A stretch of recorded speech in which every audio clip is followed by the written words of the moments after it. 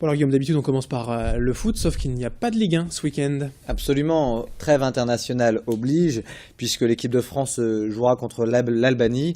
Ce sera à Rennes à 20h45. C'est un match amical dans le cadre de la préparation à l'Euro 2016. Cabaye et Varane devraient être titulaires. Cabaye devrait même commencer le match malgré ses plus ou moins contre-performance du côté du PSG. Mais en tous les cas, les deux régionaux devraient être de la fête. Et puis, ça devrait bien se passer parce que l'Albanie, en général, nous a toujours bien réussi. Ouais, le but pour l'Albanie, ce sera de ne pas en prendre, si j'ose dire. Alors, l'événement ce week-end à Lille, au Stade Pierre-Mauroy, c'est quand même le Supercross de Paris-Bercy. Absolument, Supercross qui pose ses valises à Lille tout un week-end, c'est une grande première. Ça se passe ce samedi de 19h à 22h30 et également dimanche de 15h à 19h30. La billetterie est complète pour le samedi. Alors, pour vous imaginer un petit peu, il n'y a que la moitié du stade qui est dédié à cet événement, puisque l'autre partie du Stade Pierre-Mauroy est déjà en préparation pour la finale de la Coupe Davis du week-end prochain.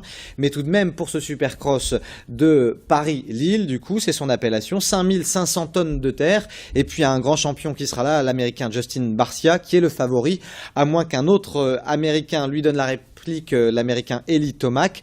Voilà, mais concernant Barcia, on l'appelle Bam Bam Barcia, on dit que c'est un animal sur la piste, il a une manière de piloter très peu académique, et ça a le mérite de toujours faire le show, pour le plus grand plaisir des nombreux amateurs de motocross qui seront là. Il y aura quand même quelques Français, 7 Français qui devraient participer à ces différentes manches, dont Milko Potisek qu'on connaît bien avec l'Enduro Opale du Touquet. Tout à fait. 24 000 personnes par jour, donc un petit peu moins de 50 000 personnes devraient assister à cet événement.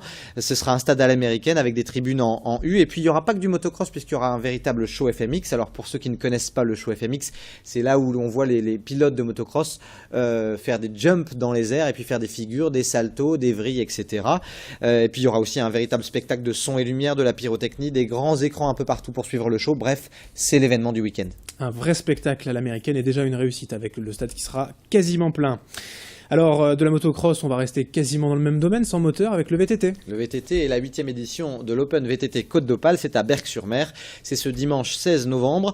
Plus de 800 participants chaque année, des Français, mais aussi et surtout des Belges, des Luxembourgeois, des Hollandais, quelques Anglais également. Il y a deux distances, un 20 km et un 50 km. Un podium qui est souvent trusté par des Belges. À titre d'exemple, le meilleur Français l'année dernière, Anthony Flinois, un VTTiste de Gravelines, qui l'a déjà emporté à plusieurs reprises, n'avait terminé l'année dernière que 12e. Donc vraiment, les Belges avaient fait carton plein, je crois, sur le top 5 l'année dernière. Espérons que les Français arrivent malgré tout à sortir leur épingle du jeu. Eh bien, on verra ça lundi avec vous, forcément, avec les résultats. Allez, on ouvre cette large page basket. Oui, à commencer par la Pro A chez les messieurs, et puis Boulogne 18e qui reçoit le club de Tony Parker, l'Asvel, qui lui est 15e. Ça va d'ailleurs pas très bien pour l'Asvel, puisque le club est en difficulté cette saison, 2 victoires et 5 défaites. L'entraîneur de l'Asvel a d'ailleurs été limogé cette semaine. Boulogne de son côté a changé de meneur, Tweety Carter, l'Américain, remplace Kedry Mays, qui est blessé malheureusement au genou. Espérons que ça donne un nouvel élan au club du littoral.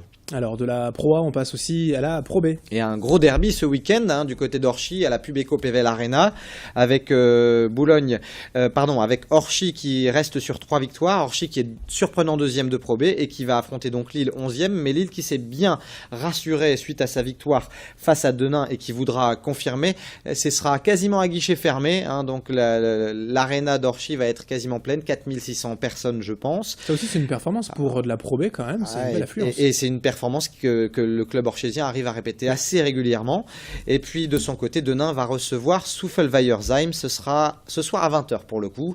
Un petit mot de ligue féminine. Bien sûr, si on a le temps, pour dire qu'il y aura un gros derby ce week-end. Villeneuve d'Ascq qui reçoit Arras demain à 20h. À noter que les Villeneuvoises ont fait une belle performance. Elles viennent de battre en Eurocup les Suédoises de Umeå. Le volleyball également, avec du volleyball féminin notamment. Oui, le Hainaut en première division, qui est toujours Fanny et qui reçoit Nantes. Ça c'est demain à 20h dans le cadre de la 4e journée de Liga. Et puis en 2e division, qu'on appelle la division élite, les Marquoises recevront Arles. Là aussi il y a un petit derby. Et puis pour finir, plusieurs infos en bref comme ça ce week-end. Absolument, en bref, alors pour parler juste un mot de tennis, pas de la finale de la Coupe Davis, mais pour vous dire que du côté du tennis club lillois, la campagne d'interclub des championnats de France par équipe démarre ce week-end à l'extérieur avec un déplacement à Blagnac. Il y aura aussi ensuite un déplacement à Dijon et ensuite ce sera 3 réceptions à domicile pour le TCL, les protégés d'Henri Magnan. Il y a aussi une course hors stade, les foulées d'Outreau ou Trélloise. C'est ce dimanche, il y a environ 700 coureurs chaque année, c'est une course à label régional.